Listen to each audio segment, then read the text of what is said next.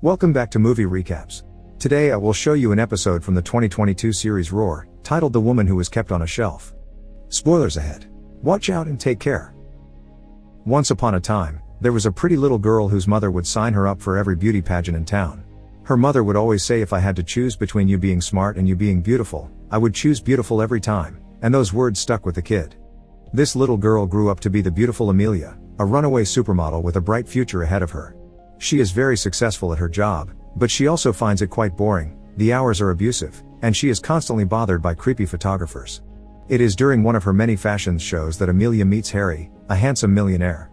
The two of them begin a passionate relationship, and soon Amelia is moving into Harry's giant mansion. She thinks her life is almost a fairy tale. One morning, Amelia is woken up by some strange noises coming from Harry's office and goes to check what is going on, finding her boyfriend putting up a giant shelf on the wall. This is rare for Harry because he usually prefers to hire a professional, but today he claims to be inspired. The shelf is not for his books or trophies, it is a gift for Amelia, who finds the present very sweet but does not think all her shoes will fit in it. That is when Harry clarifies the shelf is literally for Amelia herself. He wants her to sit there all day. She will have a perfect view of the pool and Harry's desk, so this will allow him to gaze at her while he works. He thinks this will make him invincible and he will launch 100 businesses because by looking at her he could always remember what he has and never lose sight of what it's all about. Amelia does not like the idea very much and reminds Harry she has to work, but he just responds she should quit since she hates her job anyway. Harry thinks she is too extraordinary to live an ordinary life and wants to make sure she will never have to worry about anything ever again. He even promises to always worship her while she is up there. He does not care about what people would say, he just keeps insisting that this would make him the happiest man on earth, so Amelia gives in and accepts to try.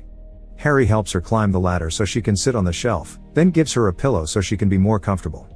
Before taking the ladder away, he says this is a pretty nice view of a pretty nice life. Then, Harry goes to make breakfast for both of them, and now that she is alone in the room, Amelia begins trying to chase the awkwardness away and concentrate on comfort. Sometime later, Harry and Amelia get married, but even during the party, Amelia spends her time sitting on the shelf while wearing her wedding dress and watching everyone mingle and chat.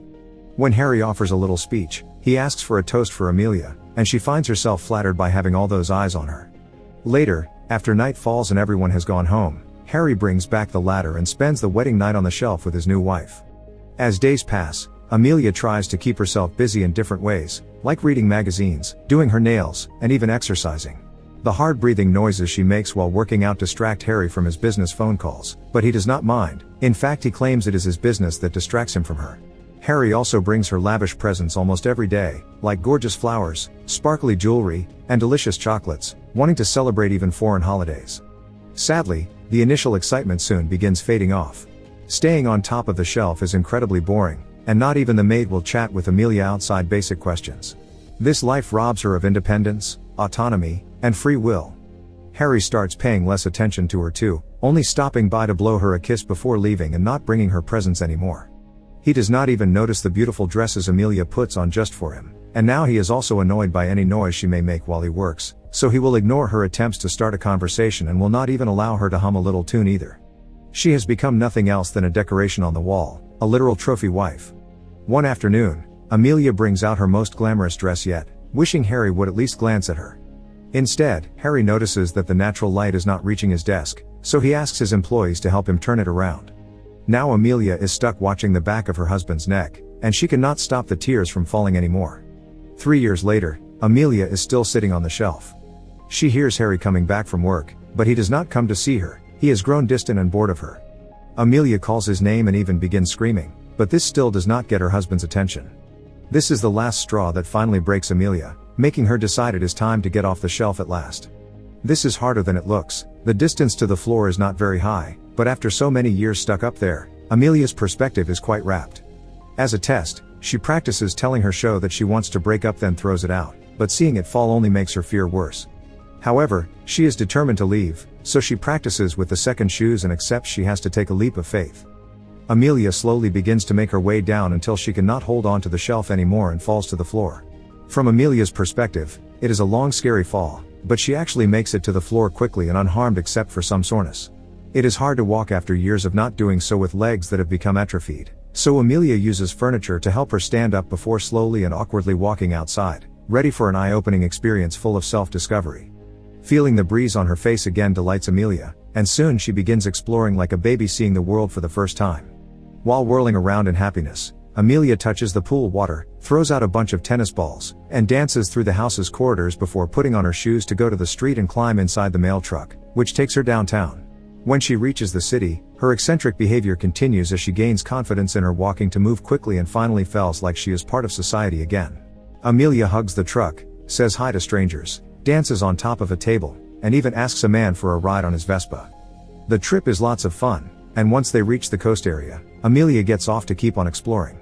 Once again, she dances with a stranger, but she also tears off a man's parking fine, joins a yoga group, runs after a dog, and eventually makes her way to the beach, where a flash mob joins her in her dancing. Then, she runs into the sea, and being hit by a cold wave is exactly what she needs to be brought back to reality. Afterward, Amelia tries to chat with some strangers, but they are not interested in her happiness and refuse to lend her a towel when she asks. Feeling cold and lonely, Amelia decides to wander around town again until she comes across a makeup store. Noticing some women getting makeovers and the state of her own face on the reflection in the window, her mascara has run and her concealer has all washed away. Wanting to feel pretty again, Amelia enters the store and uses the free samples to clean up her face, instantly feeling better when she does not look disheveled anymore. One of the clerks, Jordan, is impressed by Amelia's makeup skills because she works here and yet it took her a while to get that good. Jordan wonders if Amelia is a makeup artist, so Amelia quickly corrects her and explains her job is to sit like a trophy for a millionaire.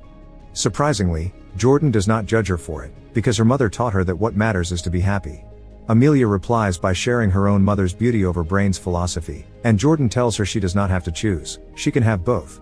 This means a lot to Amelia to hear, because she never thought of it that way. Before Amelia leaves, Jordan tries to sell her something because she works on a commission, but Amelia has no choice but to turn down the offer since she does not have any money on her. Moments later, Amelia goes back home and stares at the shelf for a while. After some hesitation, she grabs a fire poker and begins hitting the shelf to destroy it. It is slow at first because destroying such big things is always scary, but soon it begins feeling extremely satisfying, so Amelia begins smashing more quickly until there is almost no shelf left. 1 year later, Amelia opens her own makeup store with her name as the brand. It is a big success, and there are always long lines outside waiting for their turn.